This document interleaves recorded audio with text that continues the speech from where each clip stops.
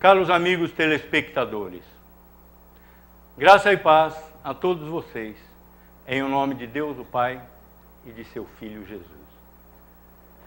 Nós vamos falar hoje sobre as certezas na vida do homem, ou melhor, sobre as incertezas na vida do homem. A nossa vida, nessa terra que Deus nos deu, é uma sucessão de incertezas. Nós não sabemos o que vai acontecer daqui a um minuto. Muitas vezes nós fazemos planos. O ano que vem vai ser assim. Esse período, início do ano, começo do ano novo, é uma época característica desse tipo de coisa. As pessoas planejam a sua vida para todo o ano. Só que nós não sabemos o que vai acontecer amanhã. É nossa obrigação fazer um planejamento na nossa vida, mas sabendo que todas as coisas provêm de Deus, que nós não temos poder para determinar nada na nossa vida. Mas, digamos o seguinte, não existe nada certo na nossa vida? Ou existem algumas coisas certas na nossa vida?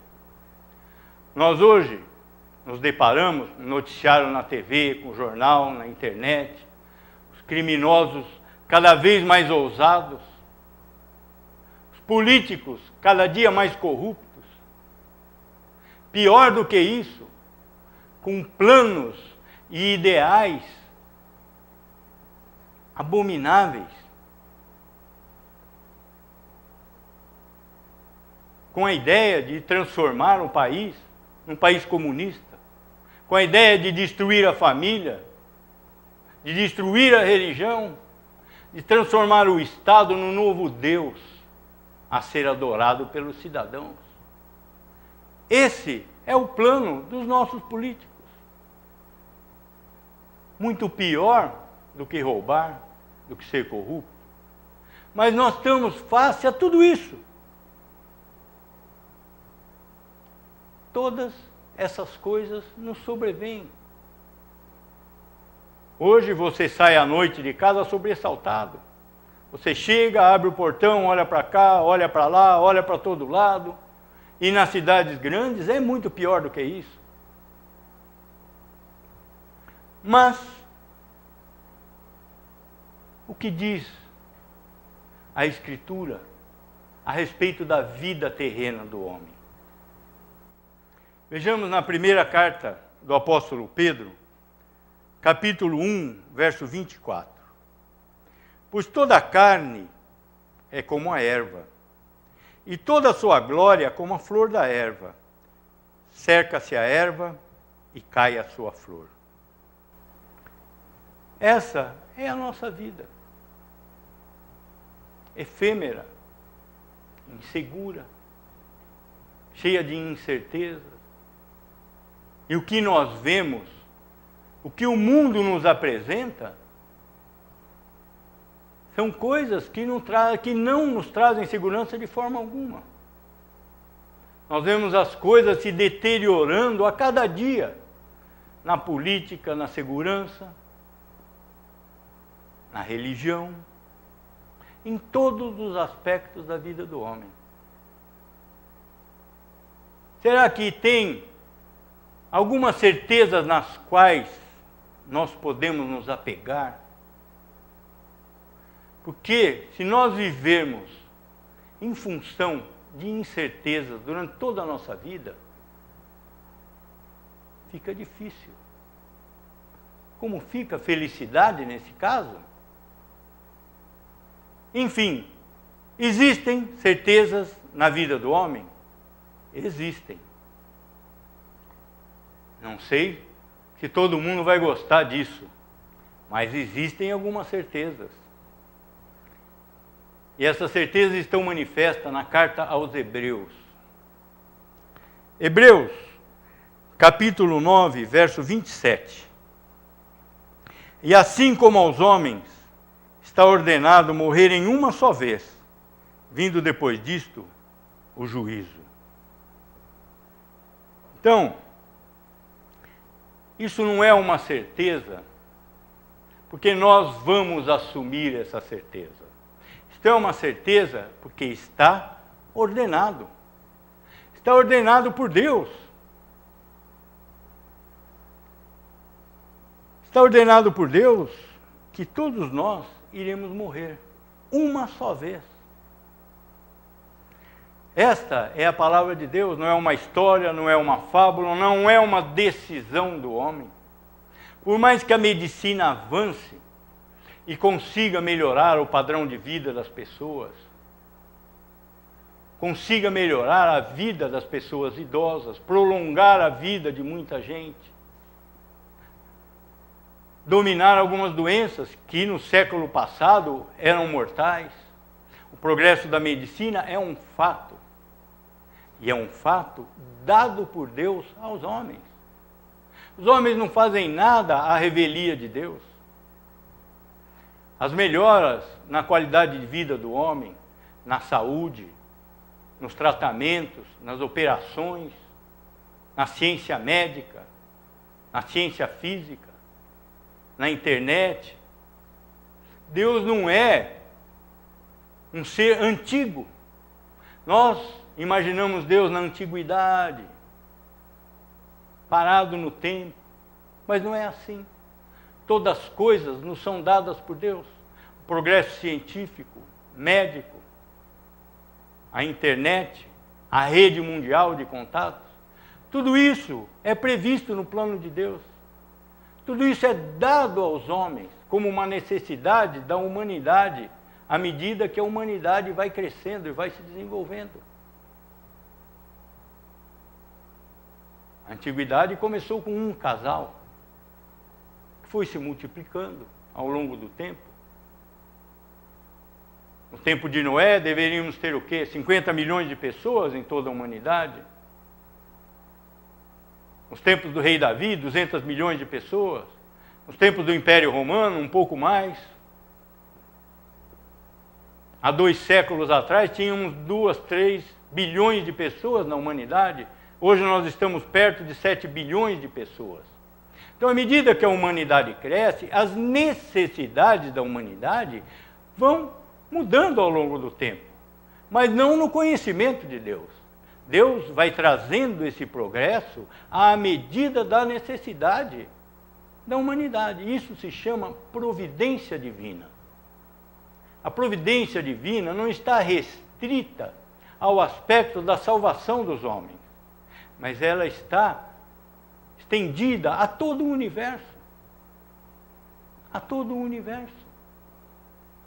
A manutenção de todas as pessoas na Terra, de todos os planetas, de todo o universo. Essa é a providência divina, esse é o poder de Deus. Então está ordenado aos homens algumas coisas que se tornam certezas em nossas vidas. Todos os homens e mulheres, e crianças e velhos, terão um dia um encontro com a morte. Pode ser na infância, na juventude, na idade adulta, muito velho, mas é inevitável. Por mais que a ciência progrida, ela jamais poderá deter esse curso inexorável da vida. Por quê? Por que nós podemos dizer isso? Porque está escrito. Está ordenado. Ordenado por Deus. Nenhum progresso científico, nenhum homem pode deter uma ordem de Deus. A morte física provém da queda de Adão. O homem não foi criado perfeito, mas ele foi criado num estado muito superior ao estado que nós somos hoje. Ele tinha naquele estado a possibilidade de escolher entre o bem e o mal. Após a queda, essa possibilidade de escolher entre o bem e o mal, eu estou falando entre o bem e o mal na visão de Deus e não na visão dos homens. O homem, pela queda, perdeu a comunhão com Deus. Perdeu a capacidade de escolher entre o bem e o mal. Trouxe ao mundo doenças, dificuldades extremas, que não existiam no jardim do Éden. Quando Deus expulsa Adão do paraíso, ele diz a Adão: maldita é a terra por sua causa.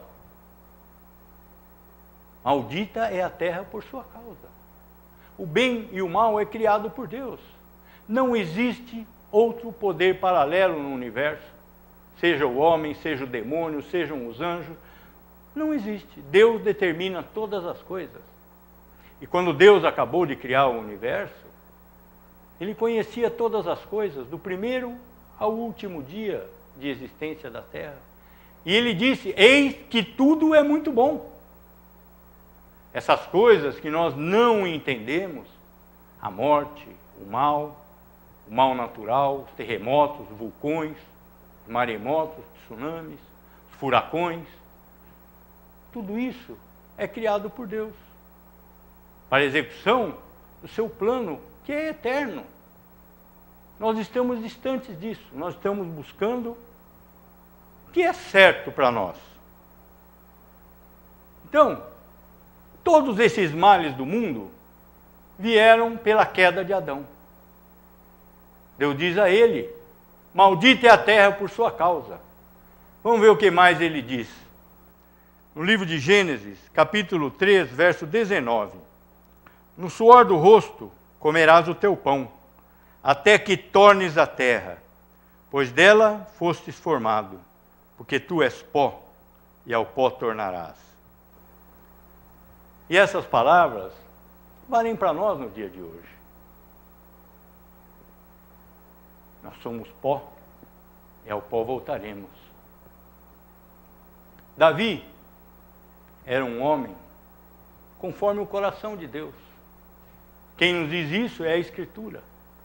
Deus declara isso através do profeta Samuel, que Davi era um homem segundo o seu coração. Davi era santo? Não era. Não existe nenhum homem santo em toda a história da humanidade. Todos pecaram e destituídos estão da glória de Deus. Em Adão todos morrem. A Escritura é clara a esse respeito. Somente aquele que não aceita a palavra de Deus é que pode pensar diferente. Davi era pecador. Ele cometeu adultério, ele cometeu assassinato, mas na sua mente ele jamais se desviou de Deus. Nós temos que seguir o exemplo de Davi no sentido da sua fidelidade a Deus, não no sentido do adultério e do assassinato. Isso foi uma coisa que aconteceu na vida dele, para que servisse de sinal, para que Deus nos mostrasse que não existe nenhum homem santo, que todos são pecadores, mesmo aqueles que são de acordo com o coração de Deus. Todas as coisas na Escritura têm um sentido, têm uma finalidade. Não existe uma vírgula que seja vã na Escritura. Jesus nos diz que a terra e o céu passarão, mas as minhas palavras não passarão. As palavras de Cristo é o que está na Escritura. Nem um tio, nem um jota será tirado. O tio e o jota eram os menores símbolos no alfabeto hebraico. Por isso que ele diz que nem um tio, nem um jota cairá da Escritura até que tudo se passe.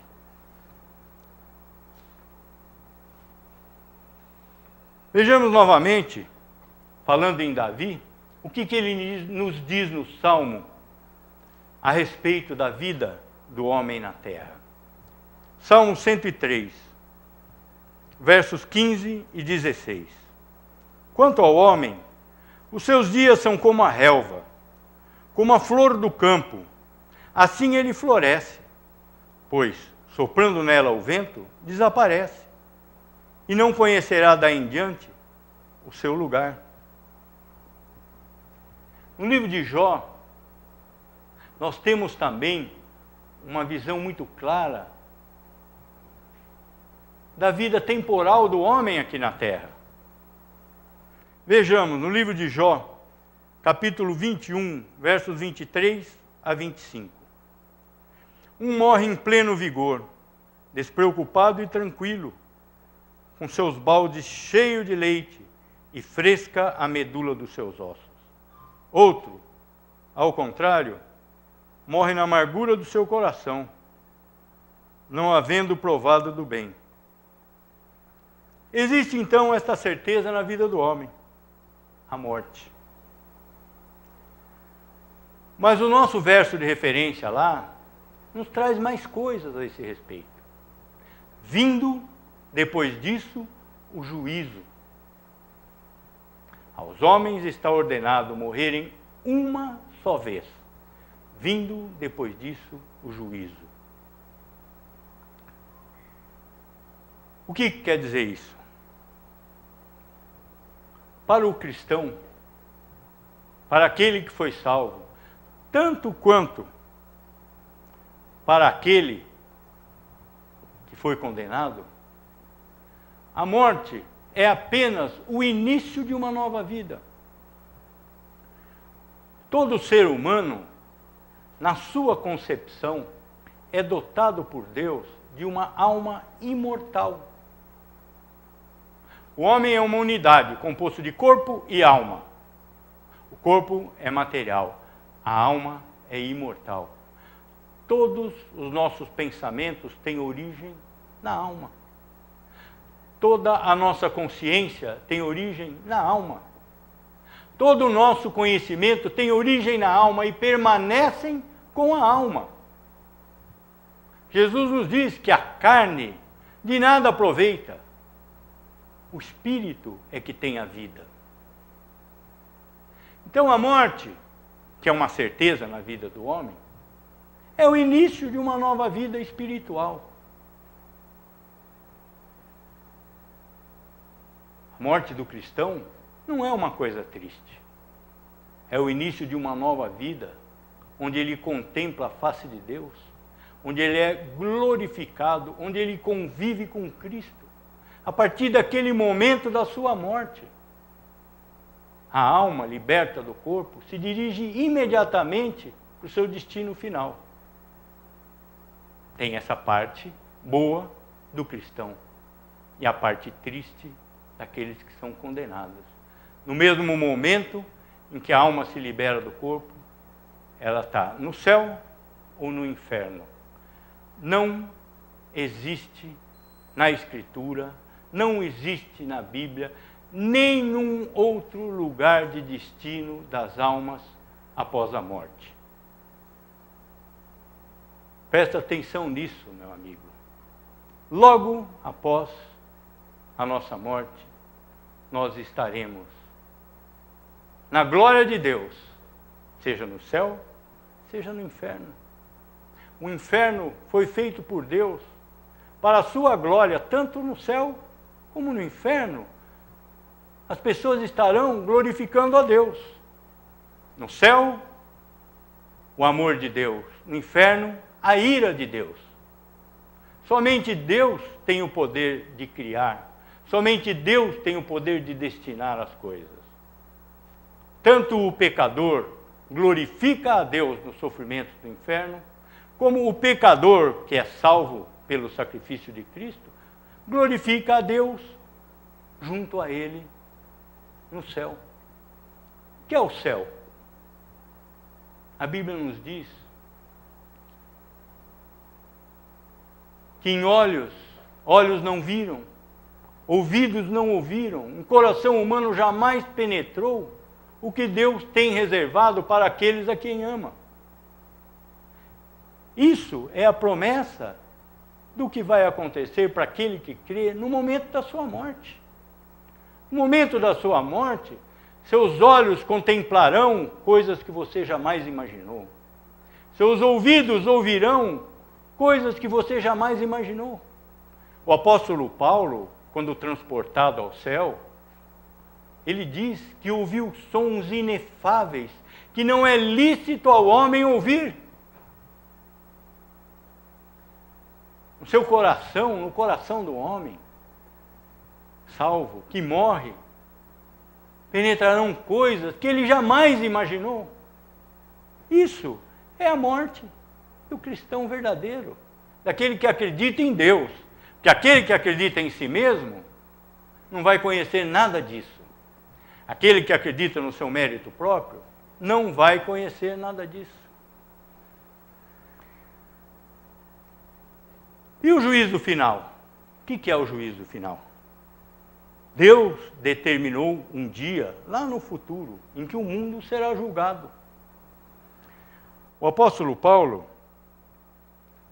nos diz, na segunda carta aos Coríntios, capítulo 5, verso 10, porque importa que todos nós compareçamos perante o tribunal de Cristo, para que cada um receba segundo o bem ou o mal que tiver feito por meio do corpo.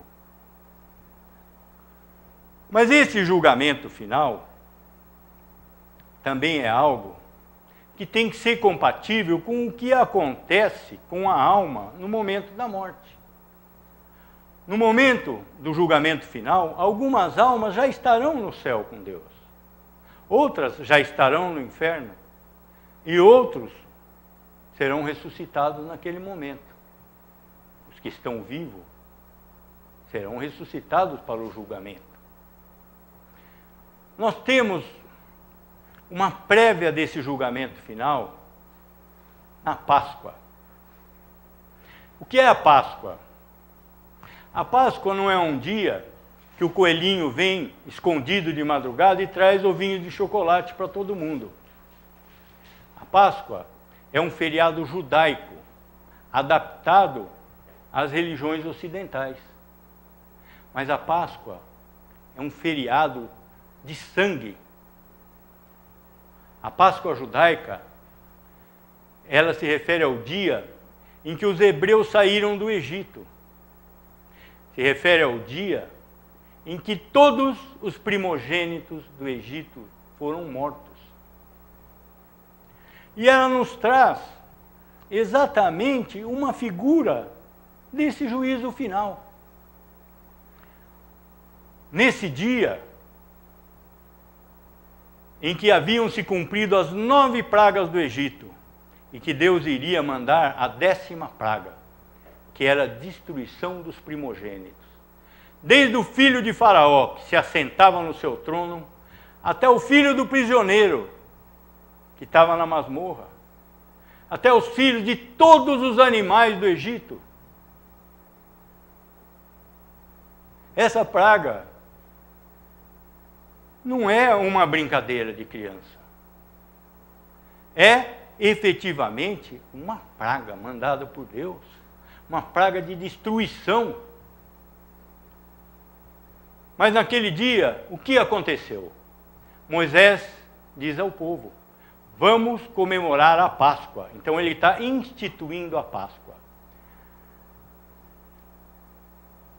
Vocês vão matar o carneiro, vão comer o carneiro inteiro, e o sangue do cordeiro vocês vão passar na verga da porta de cada casa dos hebreus. E assim eles fizeram. E quando o destruidor veio para o Egito, ele passou por cima do povo hebreu, porque eles estavam a salvos pelo sangue do cordeiro. Ele passou sobre esse povo e destruiu todos os primogênitos do Egito. Então, ninguém vai sair fora do juízo final. Ninguém vai sair fora do juízo final. Mas aqueles que estão em Cristo, da mesma forma que os hebreus passaram direto sobre a destruição dos primogênitos, quem está em Cristo não vai passar pelo julgamento. porque Jesus se ofereceu uma vez por todas pelo seu povo. Vejamos o que nos diz a Bíblia. Carta aos Hebreus, capítulo 9, verso 28. Assim também Cristo, tendo se oferecido uma vez para sempre, para tirar os pecados de muitos, aparecerá segunda vez, sem pecado, aos que o aguardam para a salvação. Então, a morte é uma bênção para o cristão. O juízo final é uma bênção para o cristão, para aqueles que acreditam na justiça de Cristo e que não acreditam na sua justiça própria. Aqueles que se acham santos, aqueles que se acham melhores do que os outros, vão responder no juízo final pelas obras que fizeram aqui na terra. E ninguém será salvo pelas obras da lei. Está escrito tudo isso. E o que está escrito está ordenado por Deus. Vejamos o que a Bíblia nos diz a respeito das nossas justiças próprias. Não das nossas injustiças, das nossas justiças. Livro de Isaías, capítulo 64, verso 6. Mas todos nós somos como o imundo, e todas as nossas justiças como trapo de imundícia. Todos nós murchamos como a folha, e as nossas iniquidades, como um vento, nos arrebatam. Nós vamos terminar o nosso bloco por aqui, e vamos dar continuidade na nossa próxima apresentação. Meditem sobre isso por enquanto. Nós voltaremos a esse verso no início da nossa próxima apresentação, e vamos terminar esse bloco a respeito das certezas do homem. Por enquanto, irmãos, oremos.